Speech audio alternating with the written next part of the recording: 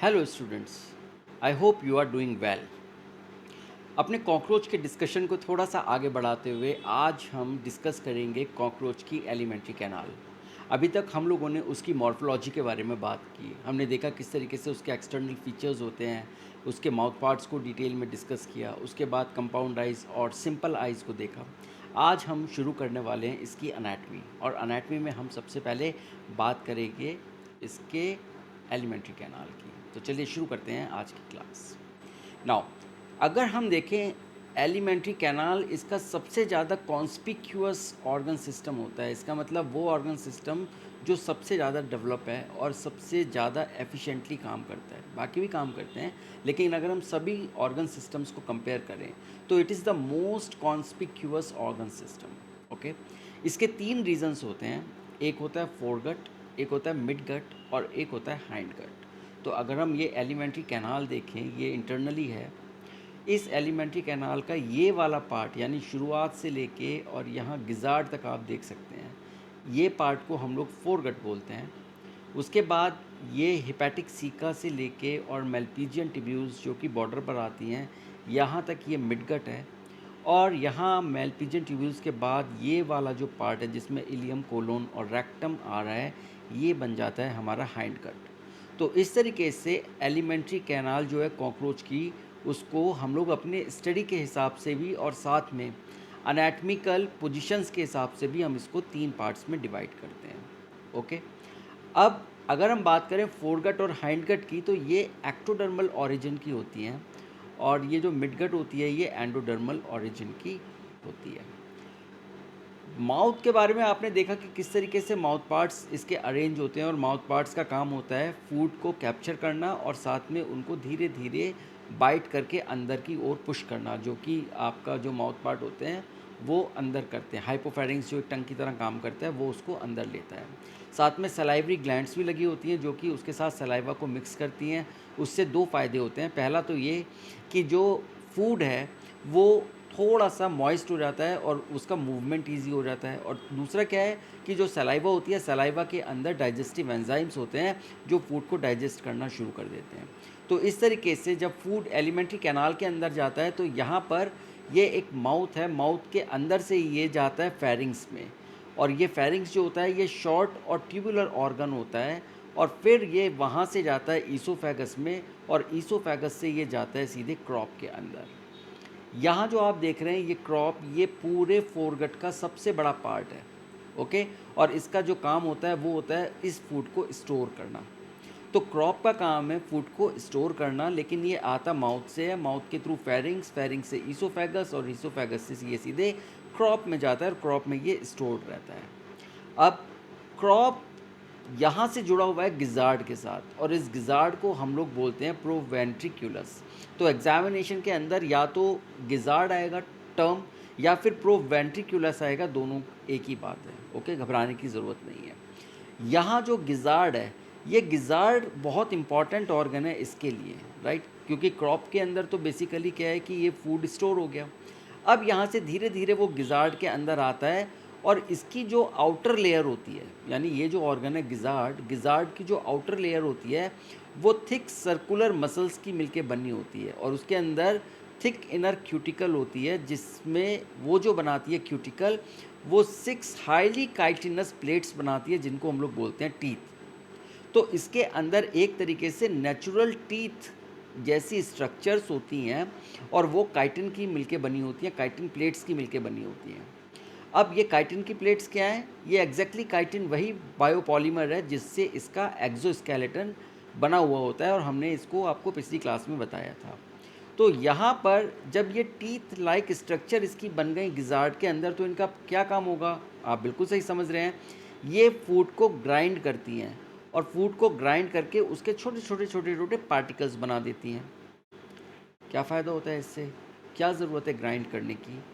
Grind करने से क्या होता है कि जब फूड के पार्टिकल्स छोटे होते हैं, वो छोटे पार्टिकल्स, उनका सरफेस एरिया बढ़ जाता है, और जब उनका सरफेस एरिया बढ़ जाता है तो उस पर क्या है, एंजाइमेटिक एक्टिविटी से डाइजेशन बहुत अच्छे से होता है।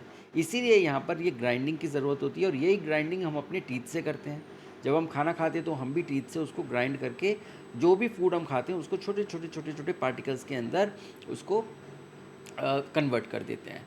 तो ये काम यहाँ पर कर रहा है ये गिजार्ड। ओके, अब पूरी की पूरी जो फोरगट होती है वो क्यूटिकल से लाइंड होती है। इसका मतलब जो इसके फोरगट है इसके अंदर जो लाइनिंग है वो क्यूटिकल की मिलके बनी हुई है, और ये वो क्यूटिकल है उसी तरीके की जैसे कि इसके ऊपर भी होती है।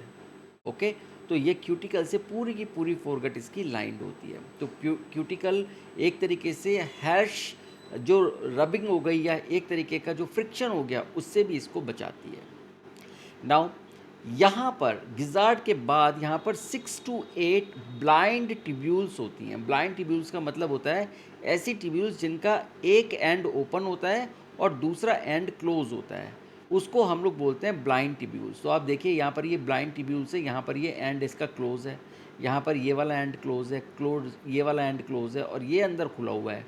तो इनको बोलते हैं ब्लाइंड टिब्यूल्स। और ये है हिपैटिक और गैस्ट्रिक सीका, इसका नाम होता है। ये जो फिंगर लाइक प्रोजेक्शंस आप देख रहे हैं इनको बोलते हैं हम हिपैटिक या गैस्ट्रिक सीका, और ये फोर गट और मिड गट के जंक्शंस पर होती हैं। यानी कि आप देखिए ये जो स्ट्रक्चर है यहाँ तक तो फोर गट है, मैंने आपको बताया था गिजार्ड है, और यहाँ से ये शुरू हो जाती है मिड गट। तो मिड गट और फोर गट के बिल्कुल जंक्शन पर ये हिपैटिक सीका होते हैं। ओके, और इनका काम क्या है? इनका काम है डाइजेस्टिव जूस को सिक्रीट करना। तो हिपैटिक अगर आप नाम देखेंगे तो ये कहीं ना कहीं मिलता है लिवर से। जैसे हमारा लिवर है वो डाइजेस्टिव जूस बनाता है और वो डाइजेस्टिव जूस से कंट्रीब्यूट करता है हमारे फूड के डाइजेशन को, इसी तरीके से ये भी हिपैटिक सीका हैं और ये डाइजेस्टिव जूस को सीधे फूड के अंदर यानी गिजार्ड में मिलाते हैं, और वहाँ पे ये जो ग्राइंडिंग चल रही है उसके साथ ये इसको मिक्स करते रहते हैं। तो उससे क्या है कि इसका डाइजेशन होता रहता है। ओके, अब जो मिडगट होती है इसको हम लोग बोलते हैं वेंट्रिक्यूलस या मीजेंट्रॉन। ये दो नाम और हैं, याद रखिएगा मिडगट के। या तो हम इसको वेंट्रिक्यूलस बोलेंगे या फिर हम इसको मीजेंट्रॉन बोलेंगे। ये शॉर्ट होती है, ये नैरो होती है, और सबसे बड़ी बात क्या है कि इसके अंदर क्यूटिकल नहीं होती, इसलिए ये नॉन क्यूटिकुलराइज्ड ट्यूब होती है। ऐसी ट्यूब जिसके अंदर क्यूटिकल की लाइनिंग नहीं होती। तो आपने अभी देखा था कि जो फोरगट है, फोरगट के अंदर क्यूटिकल की लाइनिंग है, लेकिन यहाँ मिडगट में ये वाला जो पार्ट हम डिस्कस कर रहे हैं इस पार्ट के अंदर कोई क्यूटिकल की लाइनिंग नहीं होती। Internally it is lined by glandular epithelium. इसका क्या मतलब है? इसका मतलब ये है कि अंदर जो इसकी एपिथीलियम लगी हुई है वो एपिथीलियम ग्लैंड्यूलर एपिथीलियम है, वो ग्लैंड्स हैं, और जो ग्लैंड्स होती हैं वो सिक्रीट करेंगी कुछ ना कुछ जूस। तो ये डाइजेस्टिव जूस को सिक्रीट करती रहती हैं, और इसीलिए यहाँ पर क्यूटिकल की ज़रूरत नहीं होती, इसीलिए ये नॉन क्यूटिकुलराइज्ड पार्ट होता है।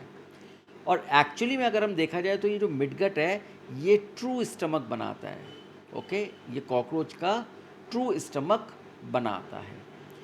Now this midgut is the primary site for digestion and absorption. यानी एक्चुअली में जो मेन डाइजेशन हो रहा है और एब्जॉर्प्शन हो रहा है वो मिडगट के अंदर ही होता है।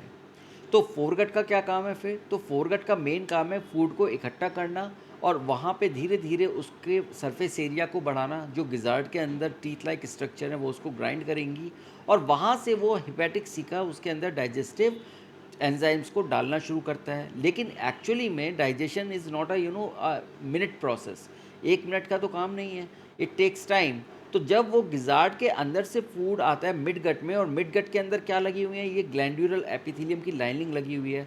तो जब ये वाली एंजाइम्स भी मिलते हैं और गिजार्ड के हिपैटिक सीका वाले एंजाइम्स तो ऑलरेडी हैं वहाँ पर, तब वहाँ पर असली इसका डाइजेशन शुरू होता है। और वो डाइजेशन के साथ साथ ये एब्जॉर्प्शन का भी काम करती है, यानी जो हमारी इंटेस्टाइन काम करती है वो हमारी यहाँ पर कॉकरोच की मिडगट भी काम कर रही है। तो मिडगट का जो मेन फंक्शन है वो है mainly digestion. Primary site, primary sites हम उन साइट्स को बोलते हैं जो मेन साइट्स होती हैं, वो डाइजेशन है और एब्जॉर्प्शन है। ओके, क्लियर हो गई ये बात?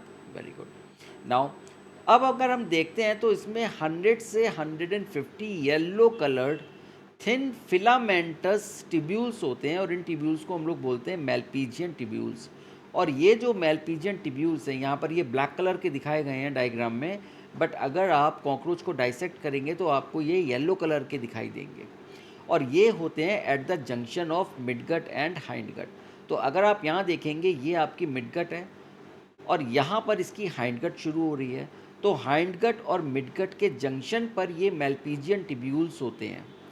अब ये बहुत इंपॉर्टेंट है आपको याद रखना कि फोरगट और मिडगट के जंक्शन पर तो हिपैटिक सीका होते हैं जो कि फिंगर लाइक प्रोजेक्शंस हैं, और मिडगट और हाइंडगट के जंक्शन पर ये मेल्पीजियन ट्यूब्यूल्स होते हैं यहाँ।